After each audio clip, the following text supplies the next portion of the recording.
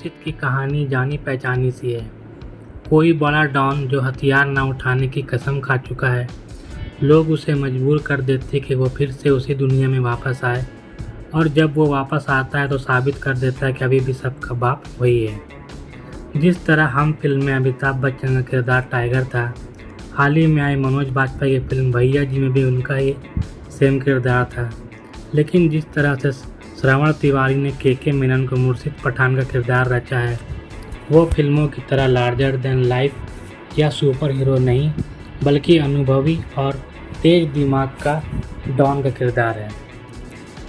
मुर्शिद पठान की कहानी 1993 के मुंबई में शुरुआत होती है, जब घर में घुसकर मारने की हिम्मत रखने वाला मुर्शिद बाकी के गैंग के सबसे खास आदमी को तोड़कर गैंग के लीडर को ख़त्म कर देता है। हालांकि उसे उसूलों वाला सिखाया गया है। अक्सर डॉन लोगों को ऐसे ही महिमा मंडल होता आया है। इसी दौरान विरोधी गैंग लीडर का बेटा एक सेठ की बेटी को उठा लेता है। जब बाप मुर्शिद से इमोशनल गुहार लगाता है तो फिर मुर्शिद वही पैतरा आजमाता है, लेकिन गैंग लीडर की मर्डर के बाद। लेकिन एक्सीडेंट में जब उसके बड़े बेटे की मौत होती है तो उसको लगता है कि ये उसके गुनाहों की सज़ा है, तो वो सब कुछ छोड़कर फ़कीर बन जाता है, लोगों की मदद में जुड़ जाता है।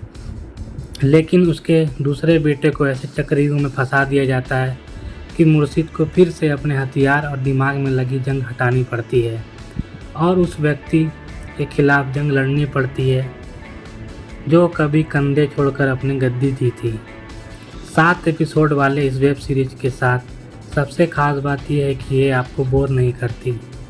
ढेर सारे किरदार होने के बावजूद हर किरदार जरूरी लगता है, और ये सभी किरदार ही सस्पेंस में बनाए रखते हैं कि कौन सही कौन गलत। क्योंकि कोई एपिसोड आधे घंटे से ज़्यादा का नहीं और एक जिज्ञासा के साथ ही खुलते और ख़त्म होते हैं, इसीलिए दिलचस्पी भी बनी रहती है। कई किरदार हैं इस सीरीज में, जैसे फरीद के दाएं और बाएं हाथ महेश और अयूब। मुर्शिद का बेटा जुनैद तो अहम है ही, क्योंकि इन्हीं की वजह से मुर्शिद को खेल में दोबारा उतरना पड़ता है।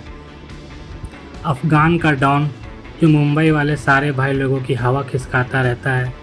सबसे दिलचस्प था मुंबई के पालक बेटे का किरदार, जिसके बाप के कत्ल से मुर्शिद ने ही किया था। महाराष्ट्र के सीएम बाबू राव और उनके बेटे जयंत राव के किरदार भी बेहद अहम है इस सीरीज में। वहीं यूपी के डॉन केसरी, उसके शूटर बंटी का रोल, फरीद के ड्राइवर का रोल, मुर्शिद के दाएं हाथ असलम का रोल, उसके नए युवा कमांडर का रोल। बहुत सारे ऐसे अहम किरदार हैं, लेकिन इन सब किरदारों के जरिए निर्देशक लेखक वेब सीरीज में दर्शकों के मन में सस्पेंस और आगे क्या ही होगा उत्सुकता बनाए रखने में कामयाब रहे, और निर्देशक ने शायद हर एपिसोड के साथ एक नया किरदार लॉन्च किया। लेकिन कहानी को लेकर सवाल तब उठते हैं जब 2024 में भी नेता, पुलिस, आईबी, नारकोटिक्स और मुंबई के माफिया 1993 या उससे पहले जैसा ही व्यवहार करते रहे। वही माफिया डॉन की उंगलियों पर नाचता रहे। हर थाने, हर विभाग में आधे से ज़्यादा बिके। पूरी सीरीज में शायद एक ही ईमानदार और साहसी पुलिस ऑफिसर या नेता देखने को नहीं मिला। के मेनन चिल्लाए भी शानदार लगे हैं। फरीद के किरदार में जिद्दी जाकिर हुसैन भी हमेशा की तरह अच्छे लगे हैं। महेश और अयूब के किरदारों को निभाने वाला कलाकार रोल्स में मानो घुस गए हैं। कुल मिलाकर अंडरवर्ल्ड की फिल्मों के शौकीन लोगों के लिए मुर्शिद इस हफ्ते का सबसे बढ़िया विकल्प है।